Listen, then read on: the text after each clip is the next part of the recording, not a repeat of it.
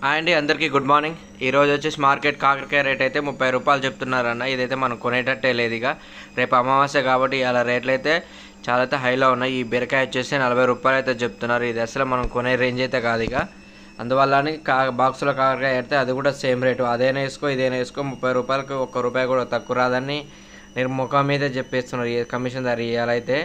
ఎందుకని అలా చెప్తున్నారంటే రేపు అమావాస్య, అందువల్ల ఇలా రేట్లు ఉన్నాయి కాబట్టి ఆ రేట్ మీకు చెప్తున్నామని చెప్తున్నారు. ఇక వంకాయ ఒకటైతే 25 రూపాయలకైతే పోస్తాను, అది 30 చెప్తున్నారు.